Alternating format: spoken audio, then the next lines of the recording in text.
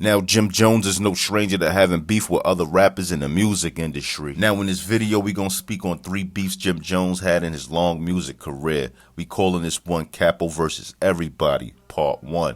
Now, let's get into it. Now, in 2005, in the DVD era before Jim Jones is at the height of his career, Jim Jones would be caught in the mix of a situation that could have got ugly for him. Now, it's been plenty videos and mentions about Jim Jones' well-documented beef with Gangsta Lou. You may have heard True Life bring up Jim Jones and Gangsta Lou beef, and a few others. Well, we know each other personally. When he was scared to go uptown and he couldn't go to Harlem, because Gangsta Lou was chasing him through the city. Now, if you're not familiar with Gangsta Lou, he's an OG blood out of Harlem, New York, who actually came up in the era with Rich Porter and Al Poe.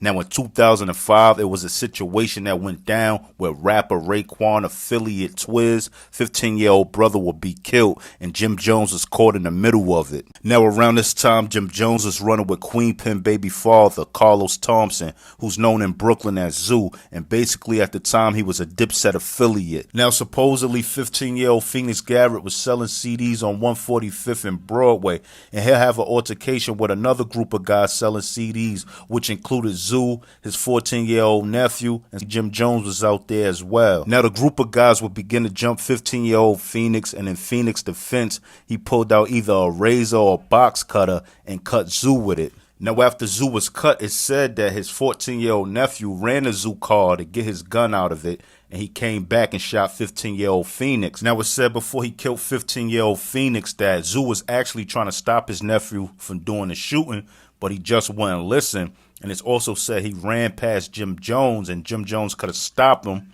but he didn't. Now, this is how Jim Jones is caught up in the mix of everything. They feel like being that the boy ran past him with the gun, he could have stopped him from doing the shooting. Jim Jones also should have been able to see that the young boy getting jumped that was selling the CDs was a kid. You get what I'm saying? So being that they was the grown-up Zoo and Jim Jones out there, I guess, from the beginning of the whole altercation, they could have did more to stop it because they was the older guys and the other kids was teens. Now, Gangsta Lou had a close relationship with Twiz, who's the older brother of Phoenix Garrett, the 15-year-old that was killed, and he also had a good relationship with the family as well, and that's what sparked the beef between Lou and Jim Jones. My family begged him, Lou, do not retaliate. Now, it's also said that Jim and Lou had problems prior, but this situation is the real reason why Gangsta Lou was chasing Jimmy around Harlem, as they say. Now, this same situation, Jim Jones got in a Funk Flex interview while him and Cameron was at odds, and in that interview, he would say he was on America's Most Wanted. Check it out. You know, I put my life on the line for this. I've been to trial for this. Been on America's Most Wanted for this. I've been on gang files for this. Now, on Cameron's Instagram Live, when he responded to Jim Jones' Funk Flex interview and Jim Jones saying he was on America's Most Wanted, Cameron debunked the whole situation, and this is what he had to say about it. Now, this is America's Most Wanted shit. So, let's get to America's. Jim was saying that, oh, I did this for the crew, I did that for the crew, this, that, and third. I had shootouts. For this. No disrespect. I keep saying no disrespect. Who you shot? Who you were shooting? That's serious, not even joking. His name is Zoo. We call him Deuce, a.k.a. Slicey. He's from Brooklyn. He was on America's Most Wanted. Not Jim. Now, the person who was on America's Most Wanted for the murder of 15-year-old Phoenix was actually Zoo. Now, what's interesting about this whole situation, when you look at most of the news articles, it says Zoo gave orders to a 13-year-old to kill 15-year-old Phoenix. Now, how I explained the story in the beginning of the video is exactly how his brother explained the story. But I'm going to take the word of Twiz because he's the victim's older brother, and he has no reason to lie for Zoo. And he said he did an investigation, and that's how the story came back to him. But honestly, no matter how the story actually goes, the whole situation could have been avoided because supposedly there was grown men that was out there that could have stopped things before it went too far.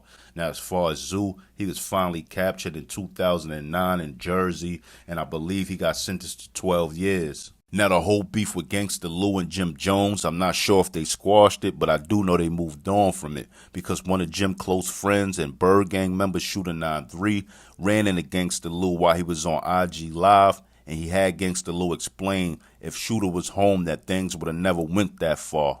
Yeah, I don't know what they talking about, but You know what the thing about it, Lou, is right. Would you explain to these people who I am and how what our relationship is and how I've been carrying it since you've known me? First of all, for those of y'all who don't know him like I know him, this is my jail brother right here. Like, I pull up in the jail, man, had the situation in a situation for real. You understand what I'm saying? When I was in the box, I needed for nothing. You understand what I'm saying? Kept me with blankets, kept me with all kind of shit. This is my brother right here. And like he said, if he wasn't around, it wouldn't have went that far. That's a big fact right there. Now, it's good to see them move on and put things behind them because this is a very sad and touchy situation.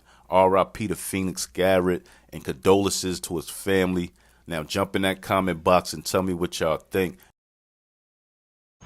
Now, Chinx is a rapper from Queens, New York, Far Rock to be exact. He was introduced to us in the mixtape and DVD era by Stack Bundles. Chinx was a member of the Rockaway Riot Squad along with Stack Bundles, Maino, and Core 2 Gs. Chinx would appear on numerous DVDs and mixtapes with Stack Bundles, somewhat creating a big noise for himself in the streets. But before Chinx drugs buzz can really take off, he'll be locked up and spent nearly 5 years in jail. While being incarcerated, Chinx will lose his close friend and fellow RRS member Stack Bundles. Now, once Chinx drugs came home from prison, Max B will reach out to Chinx on the strength of Stack Bundles. Max B and Chinx will lock in a studio to make music together, where Chinx would start to form a relationship with French Montana, who was close to Max B at the time. Now, after Max B was sentenced to 75 years in prison, Chinx drugs and French Montana became closer, and Chinx will officially become a member of the Coke Boys and become one of the hottest new rappers in New York City, dropping records like Couples, Feelings, Dope House featuring Jadakiss, I'm a Coke Boy, and Bodies featuring Rowdy Rebel and Bobby Smurda. But sadly, with all the success that Chinx was getting in the music industry, he'll be shot and killed in his new Porsche May 17th, 2015. Now, before Chinx drugs would be murdered and taken out his glory, when he just came home from prison, he was in the studio with Jim Jones, and supposedly he approached Jim Jones and said some stuff that Jimmy ain't really feel, something to the sense of like, yo, what's up with my brother Stack Bundles? Jimmy took some offense to it. He didn't reply. He just got up and walked away. And that actually supposedly was the last time that Jimmy and Chinx ever spoken to each other. Now, there's always been rumors surrounding Stack Bundles' death. Some people point the finger at Jim Jones, saying he could have did more for him financially so he could be able to move out the hood. But from what I'm hearing, Stack Bundles actually wanted to live in the hood, and he wasn't trying to move. So I'm assuming that Chinx drugs is going off the whole logic that Jim Jones ain't do enough for Stack Bundles and he was stuck in the hood where he eventually was killed at. Now, Jim Jones said a few times he used to speak to Chinx drugs when he was in jail because he would call Stack Bundles and Stack Bundles would put him and Chinx on the phone with each other. So I'm guessing that Chinx drugs must have came home and heard the rumors, or somebody must be got in his ear and was telling him things. But according to Jim Jones, the next time he'll see Chinx drugs will be in the BET building in the elevator. Now, Chinx drugs was alone, and Jim Jones said he had some demons with him. So things could have got real ugly for Chinx. Now, mind you, they was in the heat of the whole situation of Jim Jones beefing with French Montana. And, you know, Chinx had some words for Jimmy in the studio. Now he down with French Montana. So it just kind of made things a little worse in this situation. I don't know if you ever told you that. I told you this. We was in the BET building on 54th Street. Oh, Chinx? Yeah. Nah, he didn't tell me that. Y'all was in there, and they was trying to keep me from going to the floor. Boy, why he end up in the elevator with me and six of some demons, bro? He said Stack's name, bro. And when he said Stack's name, I couldn't even. Yeah. You dig? I knew how much Stack's really loved that. That was damn it. That was Stack's best friend, bro. Like, yeah. But yeah, things could have got ugly for Chinx drugs in that elevator. He was outnumbered. And salute to Jim Jones for not taking advantage of the situation and keeping Stack Bundles in mind. But in all honesty, Chinx drugs ain't have nothing to do with French Montana and Jim Jones beef. You know, that was before he even came home. So it's more like a thing of guilty by association. You get what I'm saying? So if you was wondering why Jim Jones ain't really rock with Chinx drugs when he was alive, that's the reason why. He had some words for him in the studio about Stack, and then he went and got down with one of his enemies. So it looked like he picked a side, basically. Because I used to say to myself, like, yo, why Jim Jones don't rock with Chinx and that Stack Bundle's man? Then I thought about, like, yo, he down with French. He down with the Coke Boys. That's probably the reason why. But now that Jim Jones squashed his beef with French Montana, it seems like he looking at things in a more positive light, and he not dwelling on their past beef because he also had this to say. You know what I want to say? Uh-huh. And I want to know if you feel this. Uh-huh. It's two people that's sitting up and watching down, smiling at us right now. Chinx and Stack Bundle. You dig? I knew how much Stacks really loved that nigga. That was damn it. That was Stack's best friend, bro. Like, yeah. Do you know what I mean? It was definitely, that was like brothers. He had it tatted all over him. Like, that was big. And you know what we gotta do, Jim? We gotta do Chinx. We gotta do Chinx and Stacks Day. Chinx and Stacks Day, and we gotta make it big. We gotta get a lot of people involved. We gotta do that. Big. We gotta do it big for the kids. We gotta do it big for the community. We gotta do it big for Far Rock. Ain't nobody gonna say no to that. We gotta do it big for Far Rock, and I know Far Rock never gets nothing. Exactly. Ain't nobody gonna do it if we don't do it. You heard, Cabo? Word up, man. Far Rock gonna love this. Queen's gonna love this. I'm definitely with that, my brother. Now, since French Montana and Jim Jones squashed their beef, they worked on songs together like Bada Bing and Too Late. And hopefully when Max B come home, Jim Jones and Max can put their differences aside too. Me and my brother pulled it off. The deal is done. Shout out to RPM who put the bag up. Supergroup. The only supergroup in New York City. Now, before Maino and Jim Jones was cool and became the Lobby Boys, they didn't always see eye to eye, and there would be tension whenever they ran into each other. Now, when Maino was on a come-up, he'd take shots at Jim Jones and the Dipset a few times. Now, Maino took shots at the Dips on his Rumor track and on his Be Me song. Now, on Maino track Rumors, he said Buck said Cameron f***ed around and got robbed at Cali, but I heard it wasn't true. I ain't gonna spread that on dude, but the news said Freaky Zeke snitched on dude. And on his Be Me track, he took a few more light jabs at the Dips. He said, look how Diddy dance, I can't do that, and I don't wear my clothes like Jim Jones, you know that. You know, at the time, Jimmy was wearing his clothes a little fitted, you know, the whole rock and roll thing. So that was that shot he was taking at Jim. And on his third verse, he said, this is not Cam music. This is man music. First day home, fresh out of the can music. And then he'd take a few more shots at the Dips. Now, there's a line that they speak on that he say, Jimmy getting bigger and Cam getting slimmer, whatever. I never heard that joint. So if you know that record, drop it in the comment section below. I had a song where I said something because Jimmy think he bigger now. He ain't like it. I didn't know him.